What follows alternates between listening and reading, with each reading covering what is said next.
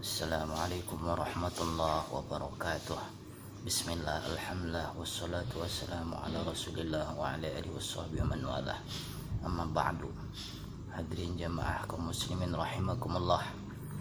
Agama Islam menempatkan ilmu, para penuntut ilmu dan orang-orang yang memiliki ilmu di atas makhluk-makhluk yang lainnya.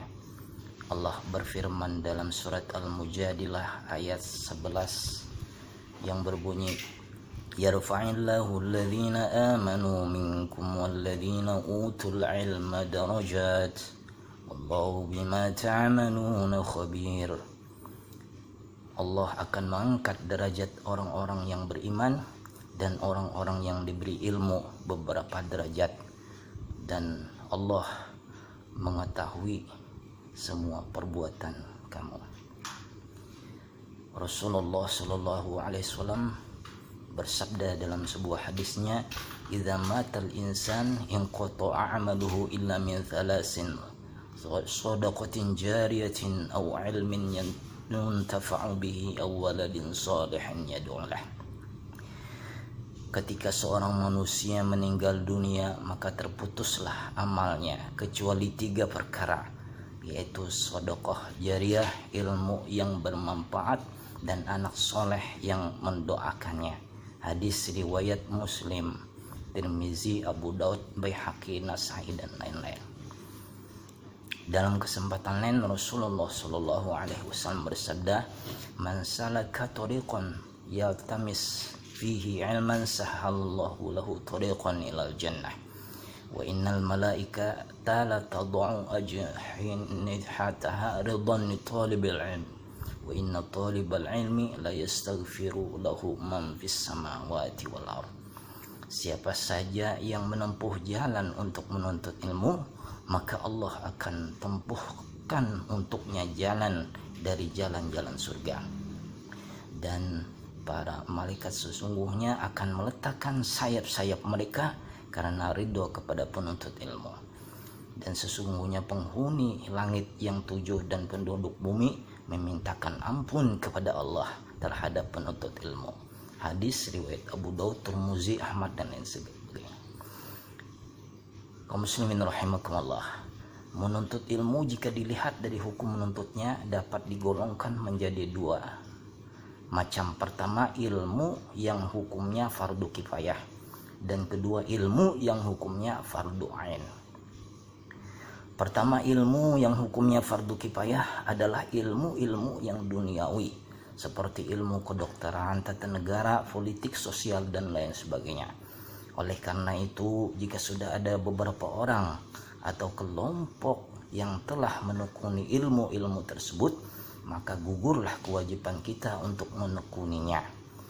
Yang kedua, ada ilmu yang hukumnya fardu ain, adalah ilmu-ilmu ukhrawi, seperti ilmu akidah atau tauhid, ilmu akhlak, ilmu Al-Quran, hadis, dan ilmu-ilmu tersebut wajib ditekuni oleh setiap muslim.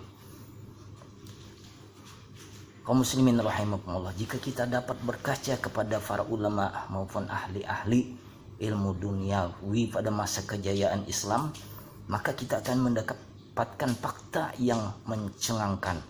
Para ilmuwan sekaliber misalnya Ibnu Sina yang terkenal sampai ke negeri barat sebagai seorang ahli kedokteran yang dinamai Avicenna misalnya, sebelum ia menekuni dunia kedokteran, ia telah terlebih dahulu mendasarinya dengan ilmu-ilmu agama.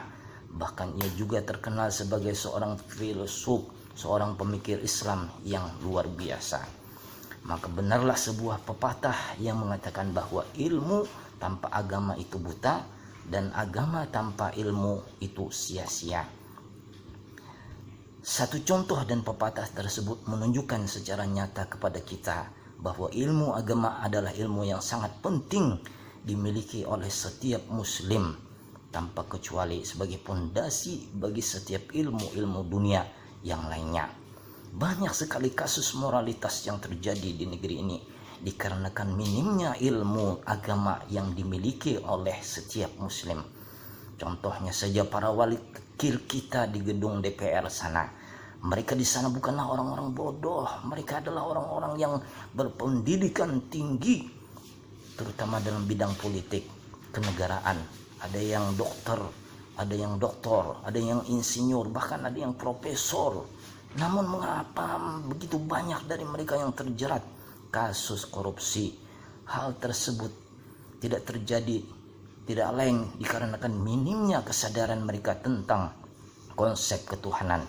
Mereka lupa atau memang tidak tahu bahwa Allah Subhanahu wa taala yang Maha melihat, yang mengetahui setiap perbuatan mereka. Mereka lupa setiap perbuatan mereka yang mereka lakukan akan dimintai pertanggungjawabannya di akhirat kelak. Mereka lupa bahwa amanah yang mereka emban sebagai seorang pemimpin adalah sebuah amanah dan berpengaruh terhadap banyak orang yang dipimpin oleh mereka, yang bergantung kepada mereka, kebijaksanaan mereka, yang mempercayai mereka sepenuh hati. Kaum muslimin rahimakumullah, solusi yang terbaik bagi permasalahan di atas dan yang semisalnya adalah pendidikan agama meliputi akidah, akhlak, Al-Quran, hadis dan lain sebagainya. Ilmu-ilmu tersebut harus diterapkan sejak dini, sejak usia dini, agar dapat melekat erat dalam sanubari setiap anak-anak kita muslim. Ketika mereka telah menginjak dewasa dengan keahlian mereka masing-masing, mereka dapat menekuni keahlian mereka tersebut dengan bingkai-bingkai ketuhanan dan yang kokoh dan kuat, sehingga ketika mereka telah menjadi seorang pemimpin nantinya, mereka akan menjadi pemimpin yang amanah, taat kepada Allah, dan selalu bersyukur atas nikmat Allah. Ketika mereka telah menjadi ilmuwan, mereka akan bertanggung jawab terhadap ilmu-ilmu mereka yang miliki dan menggunakannya untuk kesejahteraan seluruh umat manusia, sehingga tidak akan ada lagi penyalahgunaan nuklir misalnya dan lain sebagainya. Maka akhirnya marilah kita sebagai orang tua bagi anak-anak kita, sebelum kita hantarkan mereka menuju cita-cita mereka di dunia ini, entah menjadi dokter, insinyur atau presiden sekalipun, alangkah baiknya mereka kita bekali dengan ilmu-ilmu agama yang bermanfaat bagi mereka, baik untuk duniawi mereka maupun untuk akhirat mereka kelak, bagi pendidikan secara formal di sekolah-sekolah Islam maupun dalam lingkungan keluarga kita sendiri. Mudah-mudahan ada manfaatnya. Mohon maaf. Billahi taufiq wal hidayah. Assalamualaikum warahmatullahi wabarakatuh.